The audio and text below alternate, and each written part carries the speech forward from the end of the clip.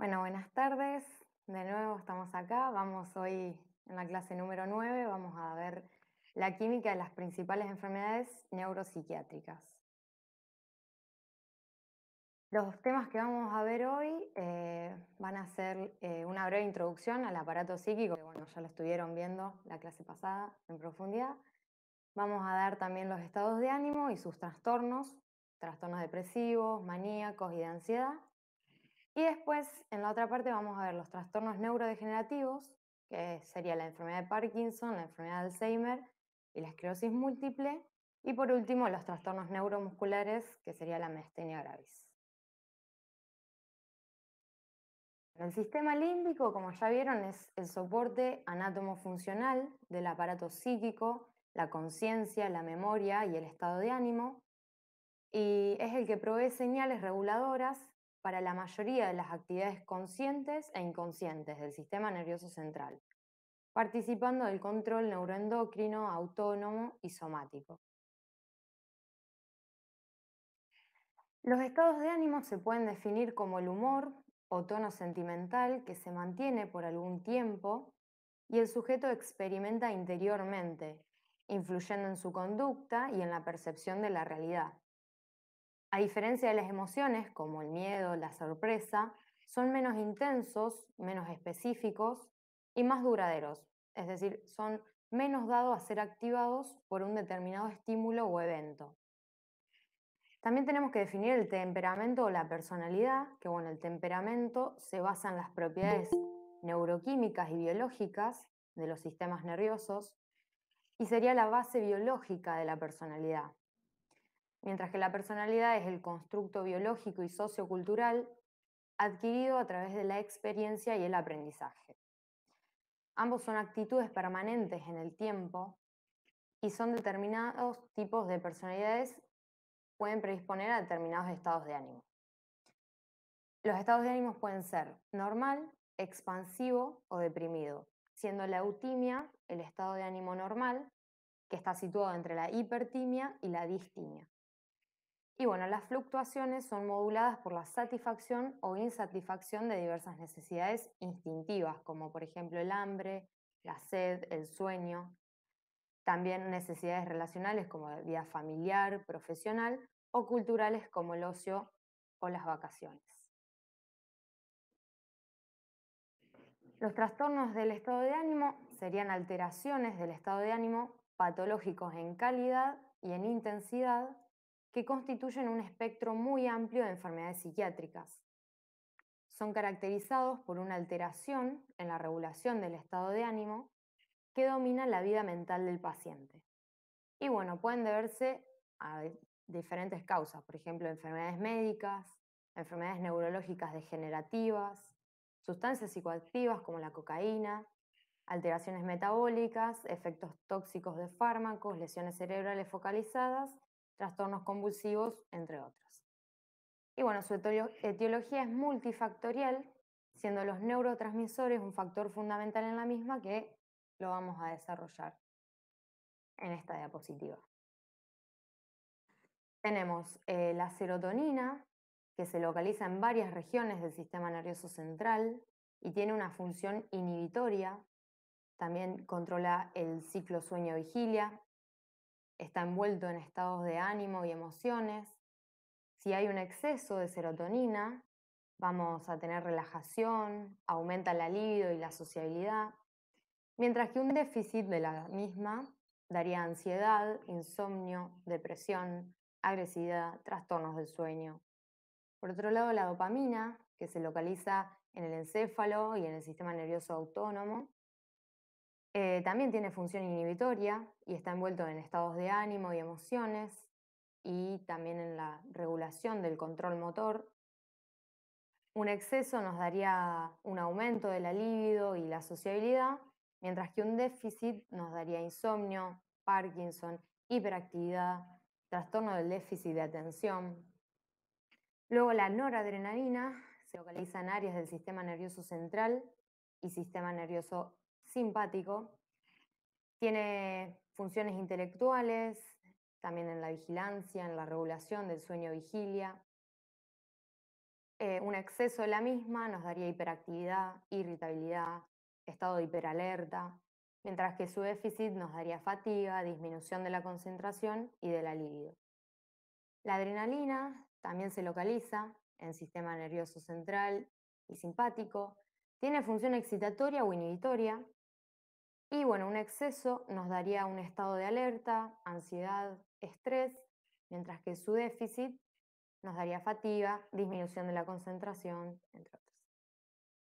Por otro lado, la acetilcolina se localiza en el sistema nervioso central y en la sinapsis con músculos y glándulas. También tiene función excitatoria o inhibitoria y está envuelto en la memoria. Un exceso nos podría dar una inhibición de la conducta, un efecto depresivo y su déficit una inhibición de las funciones cognitivas y memoria, como por ejemplo en el Alzheimer. El GABA o ácido aminobutírico se localiza en el encéfalo, bueno, es el neurotransmisor inhibitorio más abundante del sistema nervioso central y ejerce un freno de los neurotransmisores que conducen a la ansiedad y también tiene funciones motoras. Un exceso se podría presentar en la corea de Huntington, que se caracteriza por una lesión en el núcleo caudado, con contorsiones y sacudidas en la cara, tronco y miembros. Y su déficit nos daría ansiedad, insomnio, disminución de la libido. Y bueno, por último, el glutamato se localiza en el sistema nervioso central y es un neurotransmisor excitatorio. Se encarga también de la neuroplasticidad, de la memoria y el aprendizaje. Un exceso nos daría una neurotoxicidad que llevaría al envejecimiento celular y su déficit nos da déficit en funciones intelectuales y problemas de atención. Ahora vamos a pasar a los trastornos depresivos, que bueno, pueden ser un síntoma, un síndrome o una enfermedad. Y cuando decimos que alguien padece depresión, nos referimos a que presenta síntomas y signos determinados durante un periodo de tiempo que conforma el síndrome depresivo. Los trastornos depresivos tienen una gran prevalencia a nivel mundial y se suele ver más frecuentemente en mujeres. Su incidencia aumenta con el avance de la edad y también se ve muy asociado a trastornos crónicos de origen incierto, como el síndrome de fatiga crónica o la fibromialgia. Hay que definir lo que es la tristeza, que puede ser normal o patológica. La tristeza normal sería un sentimiento que se experimenta ante una gran diversidad de situaciones cotidianas desagradables o adversas. Es fácilmente identificable, comunicable y reconocible, y es una experiencia psicológica corriente y coherente con lo que la desencadena. Por ejemplo, la pérdida de algo importante como un familiar, una mascota. Y su intensidad y duración son adecuadas a la situación desencadenante. Mientras que la tristeza patológica es cualitativamente distinto. Es difícil de expresar, poco comunicable, presenta manifestaciones en los ámbitos cognitivo, somático y conductual, y bueno, su intensidad y duración no se adecuan a la situación desencadenante. Podemos definir la depresión como una mezcla de tristeza intensa y de una culpa invasora con riesgo a pasaje suicida. La podemos clasificar en primaria o secundaria. La primaria se puede a su vez clasificar en exógena o endógena, que la exógena sería la psicógena, reactiva, neurótica o leve, mientras que la endógena es la psicótica o grave. El Manual de Salud Mental 4 ofrece dos categorías diagnósticas para las depresiones graves. Tenemos el trastorno bipolar y la depresión mayor. Ya el 5 lo cambió y sacó el trastorno bipolar, le dio una entidad propia. Y bueno, el 75% de los pacientes que sufren depresiones severas experimentan ideaciones suicidas repetitivas y al menos un 15% intentan suicidarse. En la secundaria, la depresión puede acompañar o seguir a casi todas las enfermedades médicas. También puede ser consecuencia de alteraciones bioquímicas, de ciertos fármacos o de alcohol. Los síntomas de las depresiones secundarias son similares, si no idénticos, a los de la depresión primaria. Y ahí tenemos la prevalencia de depresión en enfermedades médicas, por ejemplo, en la esclerosis múltiple se puede ver entre un 18 y 42%, en el Parkinson un 40%, en el Alzheimer un 20%. La clínica, bueno, vamos a tener un conjunto de síntomas emocionales y o manifestaciones físicas que trascienden en cambios de la conducta presentes por al menos 2 semanas. Podemos tener ánimo depresivo, que es una sensación subjetiva de tristeza, abatimiento durante mucho tiempo. Anedonia, que se define como la incapacidad de experimentar placer. Apatía, que es la falta de motivación y de interés, la indiferencia ante cualquier estímulo externo. Y puede presentar también signos vegetativos, como alteraciones del sueño, insomnio o hipersomnia, fatiga o astenia, alteraciones del apetito como la anorexia o la hiperfagia y pérdida de la libido. Bueno, acá tenemos la presentación según las edades, que el prepuberal se puede manifestar como molestias somáticas, agitación, alucinaciones auditivas de una sola voz, trastornos de ansiedad y fobias, mientras que en la adolescencia suele caracterizarse más por un abuso de sustancias, conducta antisocial, inquietud, absentismo o dificultades escolares, mayor sensibilidad al rechazo e higiene escasa. Y en los ancianos puede haber déficit cognitivos, como la pérdida de memoria, desorientación o confusión, o una pseudodemencia o síndrome de demencia de la depresión, también apatía y distrabilidad. Lo podemos clasificar en trastorno depresivo menor, depresivo mayor con episodio único, depresivo mayor recurrente y sin otra especificación. Vamos a desarrollar el trastorno depresivo mayor, que se clasifica dentro de la primaria endógena, que sería la psicótica grave que ya mencionamos. Habría una alteración persistente del estado de ánimo, la conducta y la cognición, y tiene una base biológica, psicológica y medioambiental, produciendo un declive funcional en la calidad de vida de la persona. Hay una predisposición hereditaria, dado que es responsable de una cierta presentación familiar, y esta predisposición para manifestarse exteriormente precisa del refuerzo aportado por el influjo de otros genes o ciertos agentes ambientales, psicosociales u orgánicos, que serían factores que operan como causa fundamental. Tenemos la teoría aminérgica, que considera que se debe a una deficiencia de neurotransmisores de tipo amina en la sinapsis del sistema nervioso central, y predice que los fármacos que aumenten las concentraciones de aminas deberían mejorar los síntomas. Por ejemplo, la serotonina, que es una amina biógena que con más frecuencia se asocia a la depresión, dado que se observa un déficit de la misma, es la razón por la cual los fármacos serotoninérgicos son eficaces en el tratamiento. También se han encontrado concentraciones bajas de los metabolitos de la noradrenalina en sangre, orina y líquido cefalorraquídeo de los pacientes deprimidos, y la actividad de la dopamina puede disminuir en la depresión y aumentar en la manía. En enfermedades que producen una disminución de las concentraciones de dopamina, como el Parkinson, están asociadas con síntomas depresivos, y se han propuesto teorías según las cuales el circuito mesolímbico dopaminérgico es disfuncional y el receptor D1 es hipoactivo. Una de las enzimas responsables de la inactivación de las catecolaminas, la monoamino oxidasa, se encuentra distribuida por todo el cuerpo y diamina oxidativamente las catecolaminas a sus correspondientes aldehídos. Dado que se localiza sobre la membrana exterior de la mitocondria, siendo intracelular, desempeña un papel estratégico en la inactivación de las catecolaminas libres dentro de la terminal nerviosa y que no están protegidas por las vesículas de almacenamiento.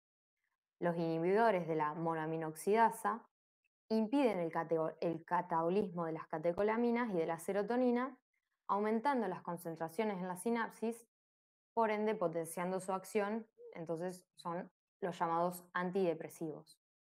Estos hallazgos suscitaron esta teoría. Entonces, para el tratamiento, el método más eficaz para tratar los episodios depresivos mayores consiste en integrar el tratamiento farmacológico con las intervenciones psicoterapéuticas, ya que mejora el pronóstico del paciente. Ahora vamos a pasar a los trastornos maníacos, que se caracterizan por una expansión y exaltación persistente del estado de ánimo. La manía o episodio maníaco suele estar asociado al trastorno bipolar o enfermedad maníaco-depresiva, que es un trastorno cíclico por oscilaciones intensas del ánimo entre la depresión o hipomanía y la exaltación, así como por las remisiones y recurrencias. El trastorno bipolar tiene un importante componente genético y se caracteriza por una conducta errática y desinhibida. Por ejemplo, exceso en los gastos, en el juego, viajes impulsivos, hipersexualidad. Tiene signos vegetativos, aumento de la libido, adelgazamiento, anorexia, insomnio, energía excesiva. Y bueno, el estado de ánimo puede ser eufórico, expansivo, irritable, exigente. Y la introspección y el juicio se encuentran muy alterados. A menudo hay una negación total de la enfermedad e incapacidad para tomar decisiones organizadas o racionales. El tratamiento de la enfermedad crónica grave exige vigilancia de por vida por parte de un psiquiatra. Su carácter recurrente exige un tratamiento de mantenimiento. Los episodios maníacos agudos necesitan a menudo hospitalización para reducir la estimulación ambiental y protegerse a sí mismos y a los demás de las consecuencias de su conducta. El litio se utiliza para tratar y prevenir los episodios de manía en el trastorno bipolar y forma parte de los medicamentos llamados agentes antimaníacos. Funciona al promover la neurotransmisión GABAérgica, que se encuentra reducida, y al inhibir la dopaminérgica, que se encuentra aumentada. Su administración crónica regula a la baja los receptores N-metildiaspartato, modulando la neurotransmisión glutamatérgica. Tiene un margen terapéutico estrecho, sus niveles pueden tornarse tóxicos si el paciente, por ejemplo, se deshidrata, se excreta intacto por riñones y debe administrarse con cautela en pacientes con nefropatía. Y bueno, no se metaboliza en hígado, por lo que puede representar la mejor opción en pacientes con alteraciones de la función hepática. La psicoterapia y la psicoeducación son absolutamente imprescindibles coadyuvantes al tratamiento farmacológico. Ahora pasamos a la ansiedad, que se puede definir como un sentimiento psicobiológico básico, adaptativo ante un desafío o que advierte de un peligro inminente y permite adoptar medidas para afrontar una amenaza, de tipo desconocida, interna o conflictiva. Es una sensación de aprehensión difusa, desagradable y vaga, que se acompaña de síntomas vegetativos. Los trastornos de ansiedad suceden cuando la ansiedad normal pasa a patológica. Esto se da cuando no cumple una función adaptativa, es decir, no está ligada a un peligro, situación u objeto externo, o cuando su intensidad, cualidad o duración es desproporcionada y excede los límites aceptables. Es un estado que tiene muchos efectos, influye en la cognición, disminuyendo la atención o concentración, y tiende a distorsionar la percepción. Se suele acompañar de molestias somáticas como palpitaciones y sudoración, que denotan la hiperactividad del eje hipotálamo endocrino neurovegetativo. Otros signos o síntomas físicos podrían ser la disnea, la hiperventilación, cefalea, náuseas. Y bueno, la ansiedad y la angustia se suelen utilizar como sinónimos, pero la primera se refiere al sentimiento de malestar psíquico, mientras que la angustia se refiere al malestar relacionado con las sensaciones corporales. Y bueno, los trastornos componen el grupo más frecuente de trastornos psiquiátricos y suelen verse también más en mujeres que hombres. Esta es la clasificación del DSM. Tenemos por un lado la ansiedad generalizada, que es ansiedad y preocupación excesiva sobre acontecimientos o actividades persistentes, por lo menos durante 6 meses. Se asocian a síntomas de sobreactivación fisiológica, este aumento de la vigilancia, insomnio, inquietud, hiperactividad autonómica. Después tenemos el trastorno de pánico, que es una crisis de angustia intensa, aguda e inesperada, que pueden ser recurrentes con sensación de catástrofe inminente. Y está seguida de un mes de inquietud o preocupación persistente por la aparición de nuevas crisis o cambio significativo y desadaptativo en el comportamiento de la persona. Luego la agorafobia, que se define como el miedo o ansiedad que aparecen siempre respecto a lugares o situaciones de los que puede ser difícil de escapar. Por ejemplo, salir de la casa solo o estar entre la multitud. La persona va a evitar dichas situaciones por temor a tener dificultades para huir o recibir ayuda. Luego tenemos fobias específicas, que son el miedo irracional a situaciones u objetos concretos. Luego la ansiedad social o fobia social, que sería el miedo irracional a actuación y hablar en público. También tenemos la ansiedad debido a una enfermedad médica o inducido por sustancias o medicaciones. Y sería cuando obedece a enfermedades médicas y neurológicas o a sustancias como por ejemplo la cocaína. Y en el nuevo manual, el número 5, dio entidad propia al trastorno de estrés postraumático y al trastorno obsesivo compulsivo y los quitó de la clasificación de los trastornos de ansiedad.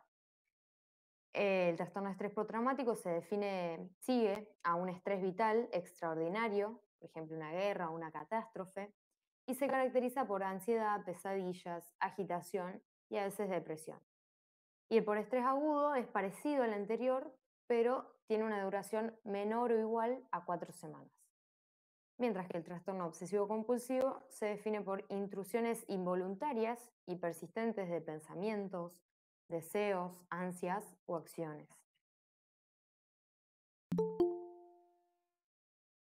Vamos a hablar ahora sobre la base biológica de la ansiedad, que es una consecuencia de la actividad conjunta de las neuronas presentes en todos los sitios que participan en la ansiedad, y que a través de su disparo codificado y liberación de sus neurotransmisores, permiten al sujeto prepararse a responder adaptativamente a las amenazas de su entorno.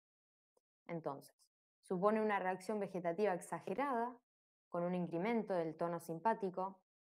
La liberación de catecolaminas se eleva con la mayor producción de los metabolitos noradrenalínicos y puede haber una menor latencia del sueño REM, que era el de movimientos oculares rápidos, y de la fase 4 del sueño no REM.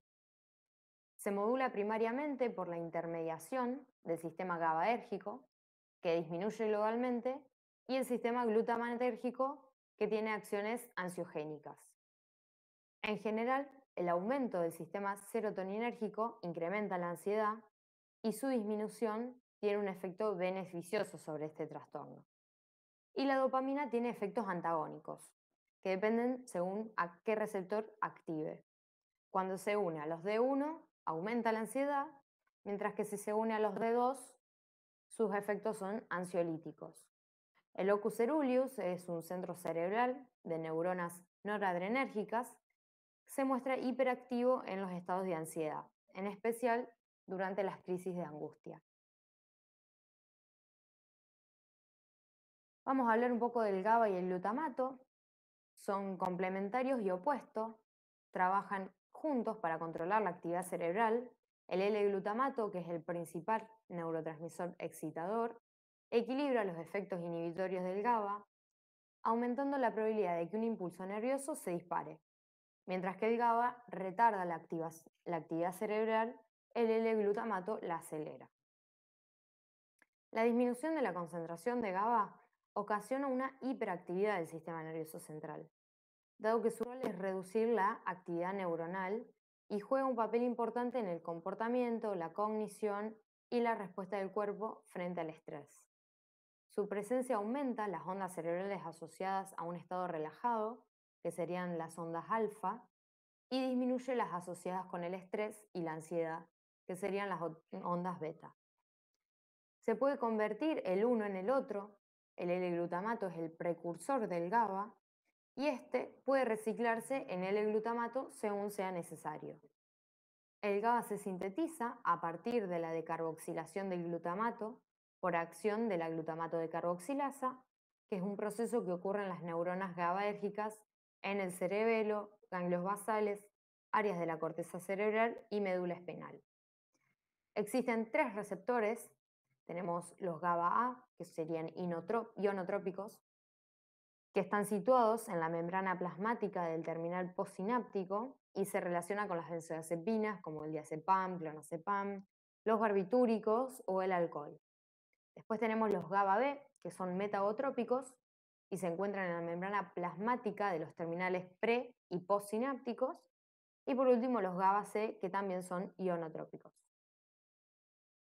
Los receptores ionotrópicos están acoplados a un canal iónico que cuando se une el ligando, el canal se abre y entra o sale un ion por el canal. En el caso del GABA-A, entra cloro, lo que produce esta respuesta inhibitoria y su efecto es rápido. Y por otro lado, los receptores metagotrópicos, como el GABA-B, son más lentos porque están acoplados a proteína G, que en este caso conducen a la activación de canales de potasio para despolarizar la célula. El tratamiento de los trastornos de ansiedad comprende también un enfoque psicofarmacológico más psicoterapia. La combinación de las intervenciones farmacológicas y psicoterapéuticas es muy eficaz, aunque pocas veces se logra el alivio completo de los síntomas. Ahora vamos a pasar a hablar de los trastornos neurodegenerativos, que se dan cuando las células del sistema nervioso central dejan de funcionar o mueren, y cada enfermedad neurodegenerativa se clasifica de acuerdo con la proteína que más abunda en las inclusiones de proteína asociada. Podemos hablar de una alfa-sinucleína o un beta-amiloide.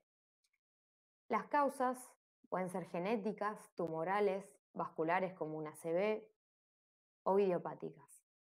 Pueden afectar varias actividades que el cuerpo realiza, ya sea el equilibrio, el movimiento, hablar, respirar, las funciones del corazón. Y bueno, la mayoría no tiene cura, por lo que progresan con el tiempo. El tratamiento está enfocado en ayudar a mejorar los síntomas y aliviar el dolor. Vamos a comenzar con la enfermedad de Parkinson, que es un trastorno neurodegenerativo lentamente progresivo, causado por muerte de células productoras de dopamina, que es el neurotransmisor encargado de controlar la contracción de la musculatura estriada, en la sustancia nigra o locus niger, que son los núcleos grises mesencefálicos.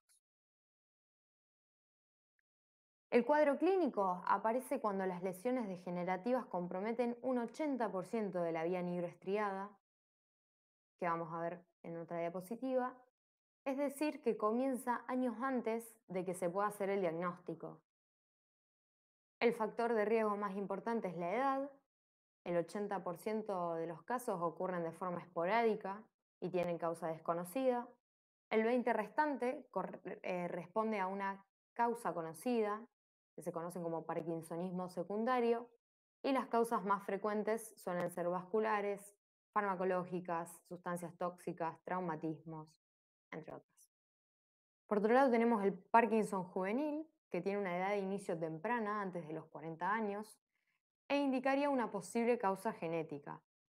El senil debuta después de los 70 años. Aunque la medicación puede reducir los síntomas de forma considerable, la enfermedad es progresiva y puede dar lugar a incapacidad grave. Acá tenemos la presentación clínica, que se caracteriza por una tríada, que corresponde a la bradicinesia, la rigidez y el temblor. La bradicinesia se define como una lentitud de movimientos voluntarios. La rigidez, tenemos el signo de la rueda dentada, que se caracteriza por un aumento de la resistencia en escalones que se presenta ante una flexión pasiva de la extremidad. Y el temblor en reposo, que tenemos el signo de cuentamonedas en las manos. También se caracteriza por tener un rostro inexpresivo, se conoce como la fascia de jugador de póker. Hay una disminución de la oscilación del brazo y la postura es encorvada, flexionada al caminar, marcha con arrastre de los pies, también hay dificultad para comenzar o detener la marcha, y su curso es progresivo durante 10 a 25 años. También se pueden sumar depresión y ansiedad, alteraciones cognitivas, trastornos del sueño, sensación de inquietud interna, pérdida del olfato, que sería la anosmia, y anomalías de la función autónoma. Acá tenemos, acá arriba, la rueda dentada, y acá tenemos un esquema que engloba todos los síntomas, signos que estuvimos hablando. Acá tenemos graficada la vía neuroestriada, que bueno, es su lesión, se encuentra el circuito dopaminérgico que une el locus niger, que se encuentra acá, con el cuerpo estriado, que es el cuerpo estriado está formado por el pálido, el putamen y el caudado. Y la lesión de esta vía es la que promueve la aparición de la enfermedad de Parkinson. Tenemos el circuito inhibitorio en celeste y el circuito excitatorio mediado por glutamato y acetilcolina en rojo.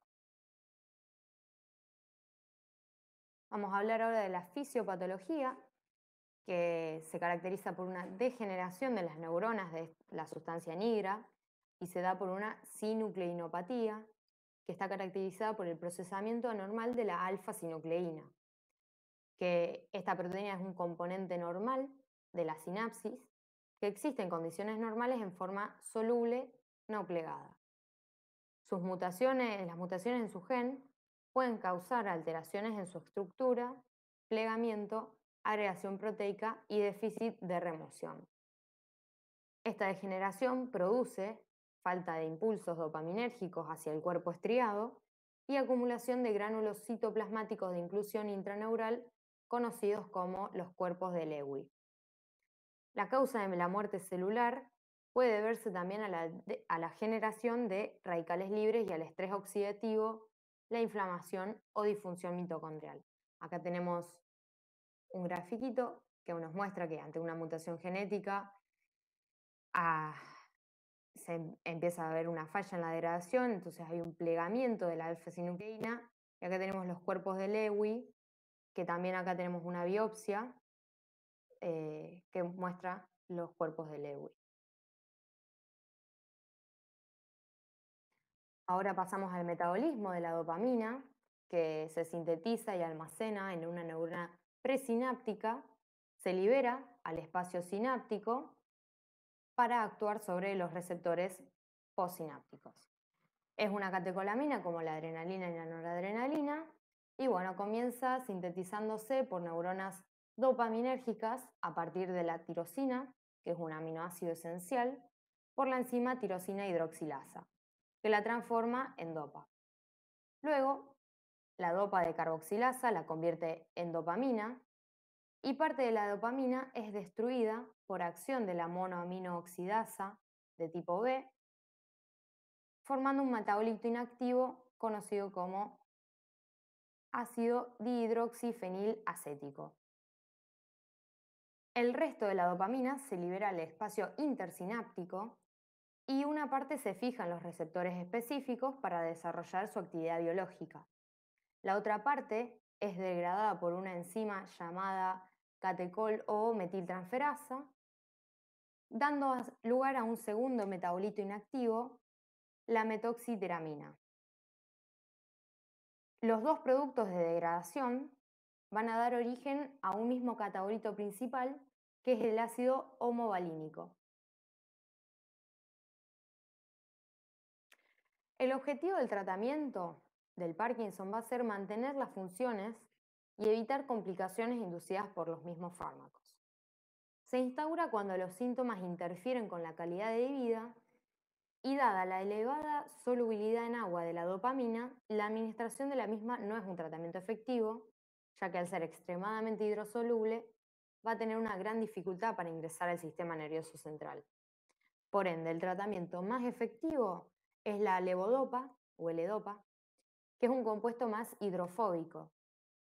Se suministra por vía oral y rápidamente se destruye a nivel gástrico por dos enzimas, la dopa-carboxilasa periférica y la monoaminoxidasa. Solo un 10% llega a cruzar la barrera hematoencefálica, donde un 9% es inactivado por la dopa-carboxilasa central y la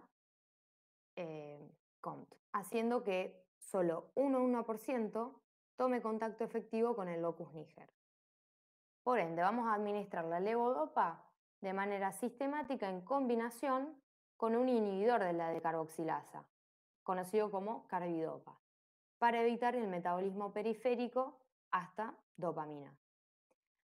Hay formulaciones de liberación controlada y en combinación con un inhibidor de la COMT, y los inhibidores de la monoaminoxidasa son un conjunto de drogas antidepresivas que bloquean el metabolismo central de la dopamina y aumentan las concentraciones sinápticas del neurotransmisor. Son seguros y se toleran bien. Ahora vamos a hablar de la enfermedad de Alzheimer, que es una demencia de comienzo insidioso y lentamente progresiva, que se caracteriza por una pérdida global de las funciones intelectuales o superiores, es adquirida y con conservación del estado de vigilia. La enfermedad de Alzheimer es la principal causa de demencia en nuestro medio. Su prevalencia también aumenta exponencialmente con la edad. La edad de aparición suele darse entre los 65 y 85 años y suelen ocurrir de forma esporádica. Se desconocen antecedentes familiares. La clínica se caracteriza por un cuadro neuropsiquiátrico con síntomas cognitivos, trastornos del lenguaje y de la conducta, que progresa hasta requerir cuidado permanente. Los factores de riesgo principales van a ser el envejecimiento, la susceptibilidad genética y el medio ambiente, que sería el estrés oxidativo e inflamación. Ahora vamos a hablar del estrés oxidativo, que es una alteración del equilibrio entre las especies prooxidantes y las antioxidantes, y que se puede dar por un exceso de estas sustancias prooxidantes y o una deficiencia de agentes antioxidantes. Como resultado, se va a dar un daño oxidativo, de manera que se afectan diversas moléculas y alteran funciones fisiológicas. Un radical es una especie química que posee electrones desapareados, por lo tanto son susceptibles de formar enlaces con átomos de otras moléculas para completar los electrones faltantes. Las especies reactivas del oxígeno incluyen los iones de oxígeno, los radicales libres y peróxidos, y se forman en peroxisomas, mitocondrias y el retículo endoplasmático de todas las células. Los radicales libres en exceso peroxidan la membrana lipídica, oxidan proteínas modificando su estructura y alteran la membrana plasmática y las proteínas del citoesqueleto. También afectan el ARN y pueden producir la ruptura de las hebras de ADN nuclear. Los agentes nutrientes antioxidantes con los que contamos pueden ser la vitamina C o el ácido ascórbico, que se encuentra en muchos cítricos, y tiene efectos en medios acuosos intra y extracelulares. Tenemos la vitamina E, que tiene un efecto protector en las membranas celulares y de lipoproteínas, y si bien no previene la enfermedad de Alzheimer, puede ayudar a retrasar el avance de la enfermedad en personas que ya tienen una enfermedad leve a moderada. También tenemos los carotenoides, que intervienen en la eliminación del oxígeno singlete y radicales peroxilo. Bueno, el proceso degenerativo del Alzheimer está caracterizado por una serie de alteraciones cerebrales que afectan de forma selectiva a regiones específicas. Estas son la neocorteza, el área entorrinal, hipocampo, núcleo amigdalino, núcleo basal, tálamo anterior y varios núcleos monoaminérgicos del tronco encefálico, como el locus coeruleus y el complejo del RAFE. En Alzheimer se va a dar un déficit de noradrenalina, que nos va a dar depresión, agitación psicomotora. El déficit de serotonina nos va a dar obsesión, compulsión, agresividad. El déficit de acetilcolina es el responsable del deterioro cognitivo y de los problemas de memoria. Y bueno, va a haber una conservación de dopamina que nos va a dar alucinaciones, trastornos del sueño y psicosis. Los cambios cognitivos que se dan siguen a patrones característicos que inician con la alteración de la memoria reciente, inmediata, y más tarde afectan el lenguaje y en ocasiones déficit visoespaciales. Es frecuente que la pérdida de memoria no se reconozca al principio. Las alteraciones en las actividades de la vida diaria llaman la atención de amigos, familiares del paciente. Haber desorientación, falta de criterio, falta de concentración, afasia, apraxia, que son más evidentes a medida que evoluciona la enfermedad. Y en la etapa terminal los pacientes se tornan rígidos, mudos, incontinentes y quedan confinados a la cama. La duración típica suele de ser de 8 a 10 años, pero la evolución puede fluctuar entre 1 a 25 años. Acá podemos ver un gráfico de cómo sería el cerebro normal y acá el cerebro afectado por la enfermedad de Alzheimer. Vamos ahora a hablar de la fisiopatología, que sería el metabolismo del beta-amiloide. La reacción inflamatoria es una respuesta al estrés crónico producido por los depósitos del amiloide beta que induce la activación de la microglía y los astrocitos, de la vía clásica y alterna del sistema del complemento y de la secreción de citocinas y interleuquinas por células de nuestro sistema inmune. La disfunción y la muerte de las neuronas se asocian con anomalías citoesqueléticas y reducen el nivel de proteínas sinápticas en las regiones del cerebro afectadas, que ya mencionamos.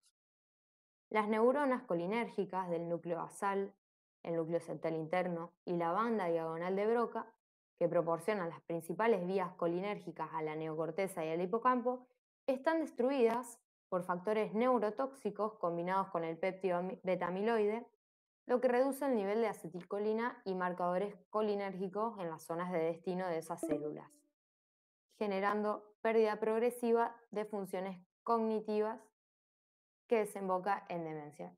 Bueno, acá tenemos también un gráfico de cómo sería lo normal y en el Alzheimer que aparecen las placas de amiloide y los ovillos neurofibrilares. Ahora vamos a hablar de la amiloidogénesis, que es una proteinopatía caracterizada por la formación de filamentos insolubles de péptido beta-amiloide que se depositan a nivel extracelular. La producción y secreción del beta-amiloide es un proceso fisiológico y se encuentra normalmente en plasma y líquido cefalorraquídeo. El amiloide es un depósito extracelular de sustancia proteinácea fibrilar que se tiñe con hematoxilina eosina y se visualiza como un acúmulo hialino eosinófilo extracelular, homogéneo y sin estructura. El beta-amiloide es un producto catabólico normal que se origina de la proteína precursora del beta-amiloide, que es una glucoproteína de membrana ubicua con un único dominio transmembrana, una porción intracitoplasmática y una porción larga extracelular. El dominio extracelular se ve expuesto a una proteólisis parcial por acción de las secretáceas alfa, beta y gamma, que pueden ser amiloidogénica, que sería por acción conjunta de las secretáceas beta y gamma, y no amiloidogénica, que sería por la acción de la secretácea alfa. Después hay un esquema de esto. En la enfermedad de Alzheimer se altera el metabolismo de la proteína precursora con un aumento progresivo en la producción y un depósito anormal del péptido beta-amiloide en la sustancia gris de la corteza cerebral, generando las placas amiloideas, que consisten en estos depósitos extracelulares de fibrillas insolubles resistentes a la digestión proteolítica. Esta acumulación anormal depende de ciertas alteraciones en el proceso metabólico normal del procesamiento de la proteína precursora. Se han demostrado mutaciones puntuales de esta proteína y otros defectos genéticos en la regulación de esta proteína que refuerzan la hipótesis patogénica, según la cual la anomalía cerebral se debe al depósito de amiloide que ejercería su neurotoxicidad por una doble vía. Por un lado, origina degeneración neuronal por toxicidad directa o modificando la homeostasis del calcio neuronal a través del metabolismo del ácido glutámico, que sería la toxicidad indirecta. Acá tenemos el gráfico que nos muestra a través de las secretasas cuando es amiloidogénico por acción de la beta y gamma y no amiloidogénico por acción de la alfa. Cuando es amiloidogénico nos va a dar los monómeros del beta amiloide que van a acumularse, van a ser oligómeros y bueno, van a generarnos el daño neuronal con la formación de las placas y los ovillos. Ahora vamos a hablar del metabolismo neurofibrilar, que bueno, la degeneración neurofibrilar es producto de la acumulación intraneuronal de filamentos de las proteínas tau patológicas. La severidad de la demencia se correlaciona significativamente con la densidad de los ovillos neurofibrilares en la neocorteza y la corteza entorrinal. Su formación está asociada con la muerte neuronal, que estos ovillos pueden ser intracelulares o extracelulares, siendo los extracelulares altamente insolubles y resistentes a la proteólisis. Se dan por la acumulación de polímeros anormales patológicos, llamados filamentos helicoidales apareados, cuyo constituyente principal es la proteína tau, que ha sufrido modificaciones posttraduccionales como la hiperfosforilación anormal y la proteólisis endógena, que llevan a la polimerización irreversible de la proteína tau en filamentos helicoidales apareados. En condiciones normales, la proteína tau se encuentra asociada a los microtúbulos, estabilizándolos. Al estabilizar estos filamentos del citoesqueleto, se logra un anormal transporte intraneuronal. Acá tenemos la neurona sana, con la proteína tau y los microtúbulos, y acá la neurona afectada por Alzheimer, con las placas de amiloide y los microtúbulos desintegrados. Actualmente no tiene cura, pero se utilizan dos tipos de medicamentos para aliviar los síntomas que afectan el sistema cognitivo. Por un lado tenemos los inhibidores de la colinesterasa, que son medicamentos que aumentan los niveles de la comunicación entre las células al preservar la acetilcolina que se agota en el cerebro por la enfermedad de Alzheimer. Se utilizan en estadios iniciales y la mayoría observa mejoras en los síntomas, pero no frena la progresión. También pueden mejorar los síntomas neuropsiquiátricos como agitación, depresión, y puede tener efectos secundarios como diarrea, náuseas, pérdida del apetito, alteraciones del sueño. Por otro lado tenemos la memantina, que funciona en otra red de comunicación de células cerebrales y retrasa la progresión de los síntomas en la enfermedad de Alzheimer de moderada a grave y bloquea los canales sobreexcitados del NMDA. Reduce la intensidad y la duración de la actividad del ataque y los efectos secundarios son relativamente raros, comprenden mareos y desorientación. Acá tenemos los antagonistas de los receptores NMDA glutamatérgicos, que se emplean para reducir los efectos excitotóxicos derivados de la estimulación excesiva de este tipo de receptor. La excitotoxicidad se define como muerte neuronal a causa de una sobreestimulación del neurotransmisor excitatorio glutamato. La entrada de calcio a través del complejo receptor NMDA y los canales de calcio sensibles al voltaje incrementan la concentración intracelular de calcio. Esto desataría una cascada de segundos mensajeros para la activación enzimática lisosomal, por lo que las mitocondrias son las encargadas de recaptarlo. Cuando se produce una entrada masiva de calcio a las mitocondrias, se calcifican por la formación de hidroxiapatita cálcica y se destruyen sus crestas, proceso denominado cristólisis, dándose la pérdida de las unidades mitocondriales. Al ser una lesión irreversible, lleva al daño o a la muerte celular, ya que se pierde la capacidad de recuperar la homeostasis y obtener ATP por glucólisis aeróbica, lo que conduce a la obtención de ATP a través de la glucólisis anaeróbica, con generación de ácido láctico. Cuando el ácido láctico se acumula a nivel citosólico, desciende el pH intracelular y esta acidez es un factor que favorece la activación enzimática lisosomal que lleva a la digestión enzimática autolítica o también llamada autofagia. Los estilos de vida saludable promueven una buena salud general y pueden desempeñar un papel en el mantenimiento de la salud cognitiva. Podemos mencionar el ejercicio, Actividades como caminata diaria pueden mejorar el estado de ánimo y mantener la salud de las articulaciones, los músculos y el corazón. También ayudan a promover un sueño reparador, una buena nutrición e hidratación, consumir alimentos saludables ricos en antioxidantes, ácidos grasos omega 3, reduce el riesgo de desarrollar demencia. El sueño reparador permite el mantenimiento, la reparación y la desintoxicación celular. Es esencial para la condición óptima, consolida la memoria, regula nuestro estado mental, emocional, motivacional, que bueno, esto lo vimos en la otra clase. Las interacciones y actividades sociales, la estimulación cognitiva, ya sea escuchar música, bailar, leer libros, realizar jardinería, manualidades, participar de eventos sociales, es muy importante. Reducir la sobrecarga de estrés a través de técnicas de meditación, mindfulness, se ha demostrado que también ayuda.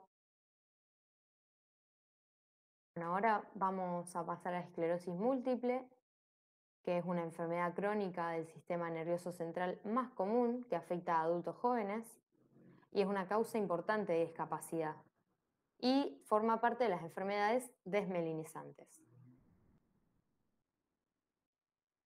La esclerosis múltiple se caracteriza por una inflamación crónica y destrucción selectiva de la mielina del sistema nervioso central, es decir, desmielinización en focos o placas, frecuentemente en la sustancia blanca periventricular y subpial.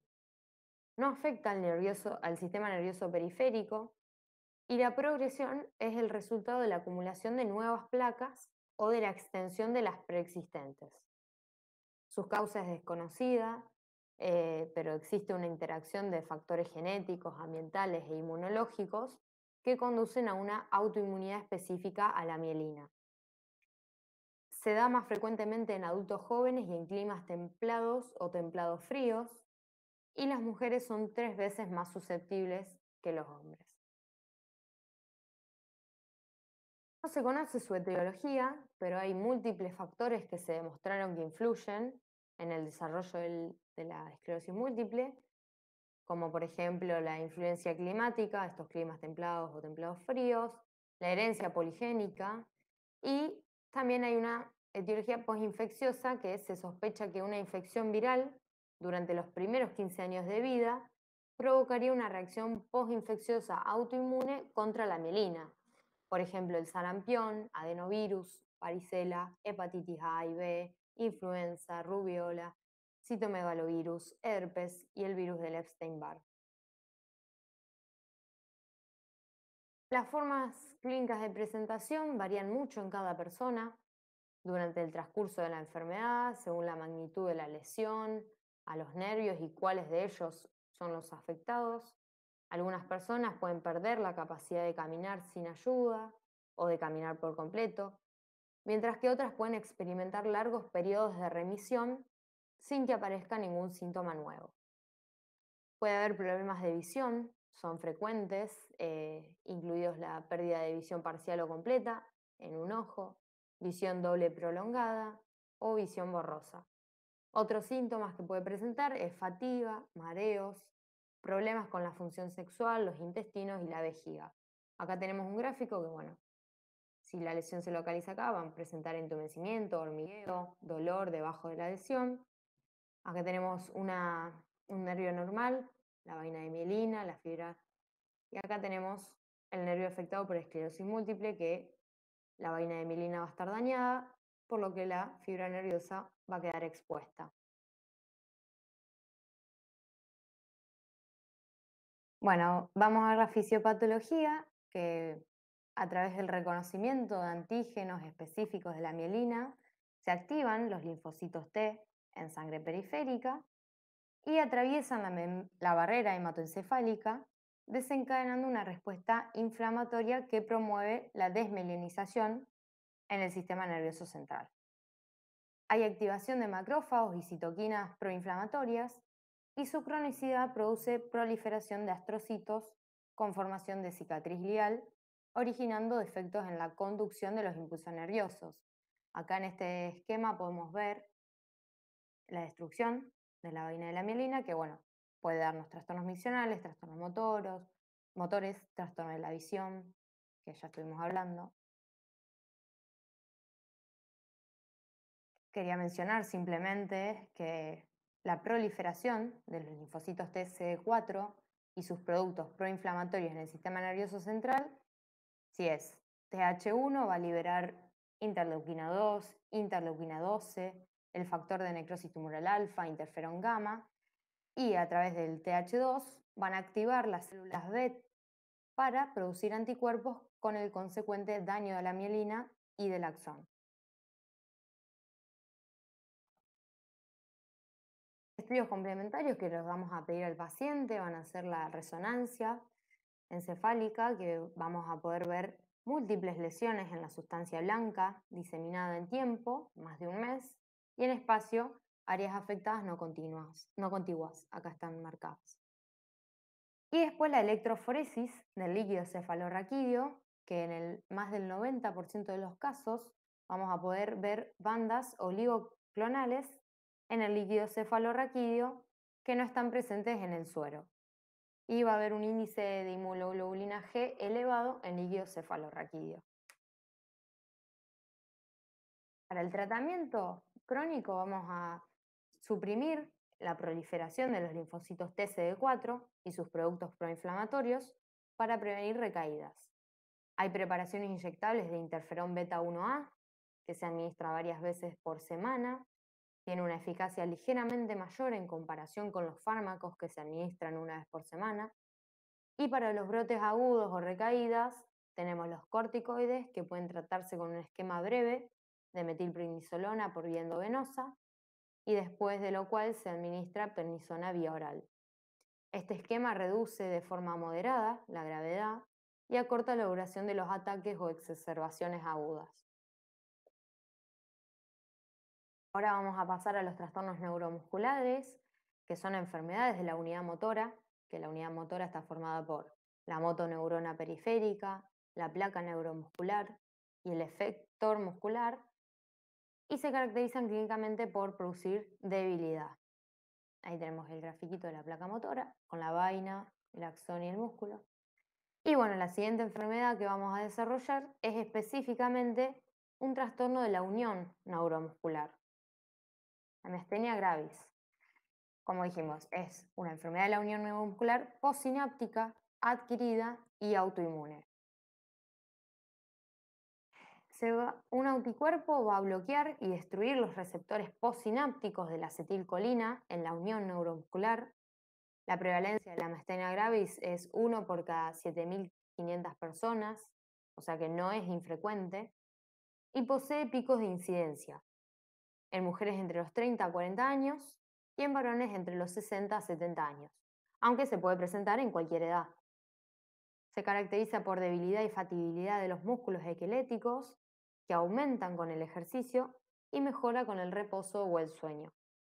Los síntomas iniciales pueden ser tosis palpebral, diplopía, su evolución es variable, con exacerbaciones y remisiones. Acá tenemos como la acetilcolina se encuentra almacenada en las vesículas, en la parte terminal de la neurona. Un potencial de acción llega a la terminal persináptica y se abren los canales voltaje dependientes de calcio e ingresa el calcio. Y se desencadena la fusión de las vesículas sinápticas con la membrana sináptica. La acetilcolina difunde al espacio sináptico y se une a los receptores específicos en la neurona postsináptica. Se genera el potencial de acción de membrana por cambios conformacionales, se forman canales iónicos, entra el sodio, sale el potasio, el flujo de estos iones produce la despolarización de la membrana y la apertura de canales de sodio voltaje dependiente a lo largo de la membrana postsináptica.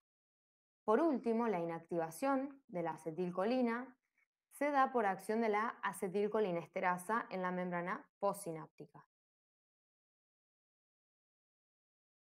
El defecto principal en la miastenia gravis es la disminución en el número de los receptores de acetilcolina postsinápticos en las uniones neuromusculares que interrumpe la transmisión neuromuscular debido a este proceso autoinmune que ya mencionamos. El desencadenante es desconocido, pero el trastorno se asocia con alteraciones del timo, hipertiroidismo autoinmunitario y otros trastornos autoinmunitarios. Y el receptor de acetilcolina posee dos dominios, uno extracelular, que concentra cationes, y un dominio intracelular con cargas negativas. La mayoría de los anticuerpos se encuentran dirigidos contra la porción extracelular, sitio inmunogénico, de las subunidades alfa del receptor de acetilcolina, que es la zona donde se encuentra el sitio de unión a la acetilcolina. Acá tenemos el gráfico, cómo se encuentran distribuidos. Y bueno, los anticuerpos reducen tanto el número como la función de los receptores para acetilcolina por medio de una degradación acelerada de los mismos. Las inmunoglobulinas G se unen al receptor de acetilcolina en la membrana celular, formando grupos. Estos, por medio de la endocitosis, son internalizados para ser degradados posteriormente. Para el tratamiento tenemos los anticolinesterácicos, que es el fundamento del tratamiento sintomático, pero no alteran el proceso patológico subyacente.